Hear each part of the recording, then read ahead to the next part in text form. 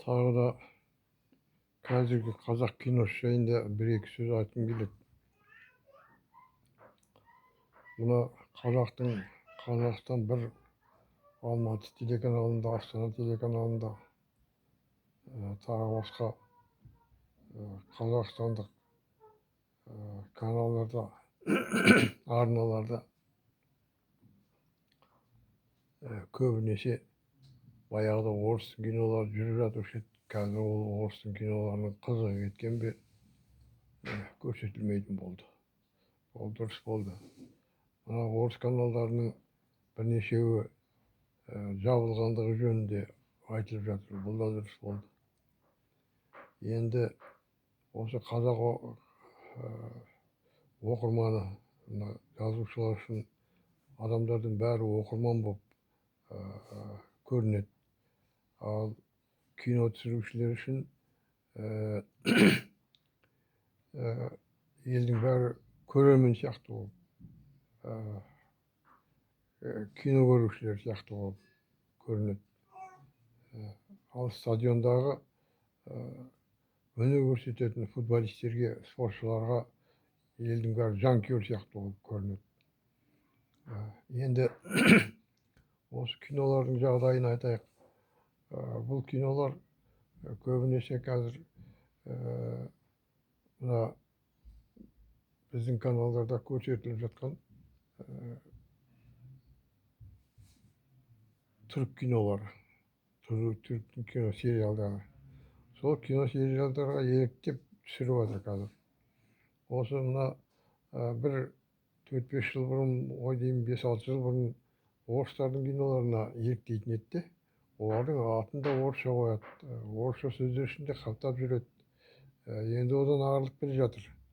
Енді арылғаннан кейін бұлар қазақтың ауылына барып, ауылдағы адамдардың, ауылдағы мектептің, ауылдағы әкімдердің сайлауы дейсің бе, сондай бір тақырыптарды ауылдан қашып қалаға келіп, қалаға орындап алмай ауылға барып үйленіп әйтеу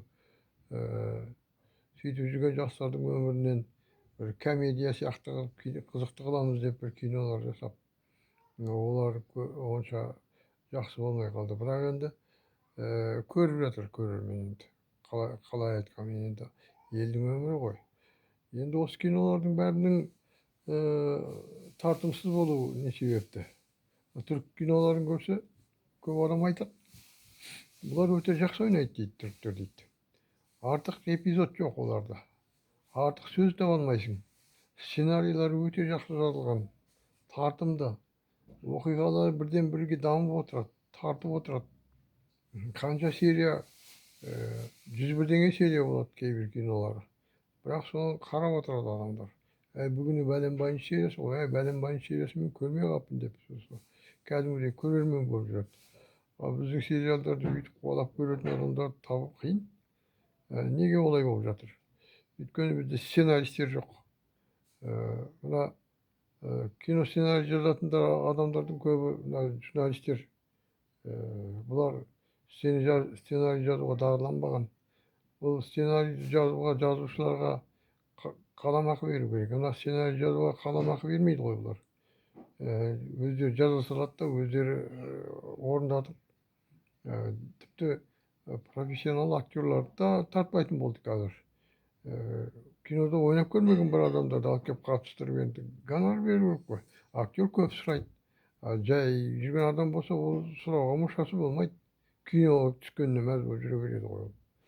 Міне осындай профессионалдық тұрғыдан бір жетімсіз нәрселер біздің киномызды әлсіз етіп тұр. Әйтпесе бізде талант деген жетеді. Актерлардың ішінде де мықты сценаристер де бар. Бізде жақсы кино түсірген адамдар қазір ол кәсібін доғарып қойып шетелде жүрмей бірдеңе қылып жүр. Осы бір өте тамаша бірнеше сериалдарды қойды. Міржақып туралы кино түсірді. Оян қазақ деп аталды ғой деймін. Сол тамаша өтті, өте жақсы сериал.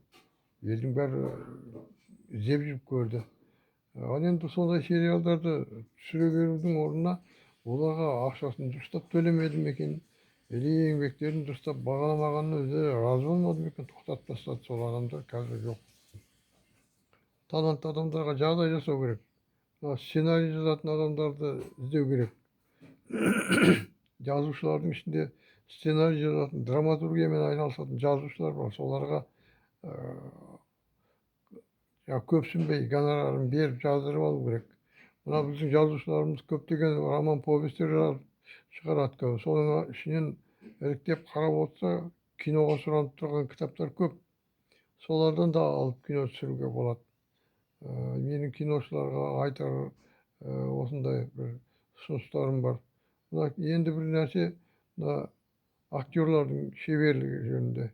Біздің актерларымыздың шеберліктері жетіспейді. Олар ойнамайтын жерде ойнап, жаңағы кішкене ғана езу тартып қоя салатын жерде ағыл-тегіл қуанып, ренжитін жерде, қатты ренжитін жерде жай ғана қабақ шытып, жай ғана қабақ шыта салатын жерде қатты ашуланып кетіп, сондай бір эмоцияларында не жоқ та, бір табиғилық жоқ. Ойнаған ойындарында табиғилық жетіспейді. Жаңағы осы көрермендер үшін бір осы сценаны ойнап шығып алдай салайыншы деген образдың ішіне кірмеген көп актерлар, кіре алмайды. Соның сыртқы бейнесін ғана сомдайды. Ол қандай адам, ол сөзді не себепті айтып тұр, қандай оймен айтып тұр, қандай ішкі дүниесінде не болып жатыр ол адамның, соның бәрі көрініп тұру керек. Көрініп тұрады. Өтірік ойнап тұрғанда көрініп тұрады мысалы. Сондықтан актерлар, оны түсірген режиссерлар өздерінің еңбектеріне жауапкершілікпен қарау керек.